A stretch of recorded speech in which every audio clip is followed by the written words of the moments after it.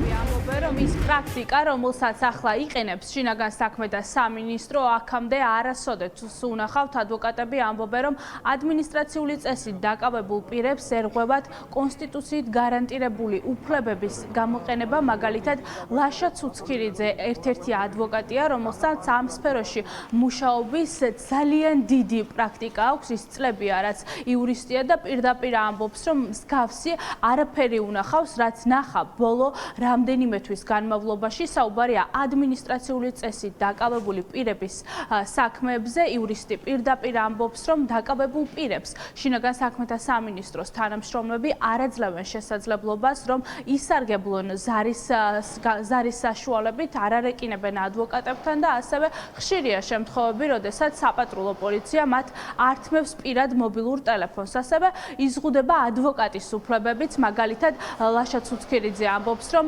ხშირ შემთხვევაში იციან სად არიან ადმინისტრაციული წესით დაკავებული პირები. საუბარია შინაგან საქმეთა სამინისტროს ეგრეთ წოდებულ შუშებიან შენობაზე და აქ იურისტის განმარტებით ადვოკატებს აქვთ შესაძლებლობა, რომ მათი დაცვის ქვეშ მყოფები მოინახულონ, თუმცა ამ შემთხვევაშიც ირღვევა მათი უფლებები, რადგან შინაგან საქმეთა სამინისტროს წარმომადგენლები ადვოკატებს არ აძლევენ შესაძლებლობას, რომ მათი დაცვის ქვეშ მყოფები მოინახულონ იქამდე, სანამ მათი წინასწარი მოთავსების იზოლატორში შესახლება არ მოხდება. იურისტები პირდაპირ ამბობენ, რომ ახლა ძალოვანი უწყება გადასულია სადამსჯელო ღონისძიებაზე და ყველაფერს აკეთებს იმისთვის, რომ თითოეული მოქალაქის უფლებები მკაფიოდ დაირღვეს. ასევე ამბობენ იმასაც, რომ ვენეციის კომისიამ მკაფიოდ დაწერა, რომ ამ კანონებს, რომელიც შინაგან საქმეთა სამინისტრომ და ასევე ქართულმა უცნებამ აამოქმედა, აქვს მსუსხავი ეფექტი და პირდაპირ ამბობენ იმასაც, რომ ამ კანონების მწვავე რეალობა საქართველოს მოქალაქეებმა უკვე საკუთარ თავზე მკაფიოდ გამოსცადეს.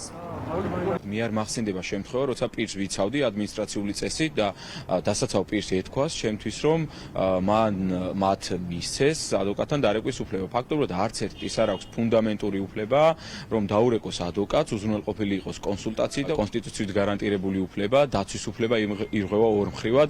ერთის მხრივ ერღვევა დაკავებულ პირს, ადმინისტრაციულად დაკავებულ პირს და მეორეს მხრივ თუ საერთოდ ვიპოვეთ ადმინისტრაციულად დაკავებული პირები, ადვოკატებს გვიჭირს ფაქტობრივად იზოლატორამდე არათუ ხშირ შემთხვევაში ვერასდროს ვერ ნახულობთ პირს, ვინც არის ადმინისტრაციული წესით დაკავებული. არის იშვიათი გამონაკლისები, როცა საპატრულოს მიერ არის დაკავებული და ახლობებით მაინც ხვდებით, რომ ისინი არიან საპატრულო პოლიციის დეპარტამენტში გადაყვანილები, თუმცა მიუხედავად იმისა, რომ ადვოკატი ადგილზე მიდის, აქაც ვერ ახერხებს ადვოკატი დაკავებულ პირთან შეხვედრას. ქართულმა უცნებამ მიიღო საკმაოდ რეპრესიული და ბუნდოვანი კანონები, რომელიც ვენეციის კომისიამაც გააკრიტიკა. მაგალითად, ვენეციის კომისიამ აღნიშნა, რომ სახელმწიფოს ძალიან ფართო დისკრეცია ეძლევა თავად განსაზღვროს თუ რა იგულისხმება ლაზერულ მოწყობილობაში და ვენეციის კომისიის შეფასებით ესეთი ბუნდოვანი საკანონმდებლო ნორმები შეიცავს მოგვიანებით მისი პრაქტიკაში ბოროტად გამოყენების რისკებს და ფაქტობრივად ჩვენ ამას ხედავთ უკვე პრაქტიკაში.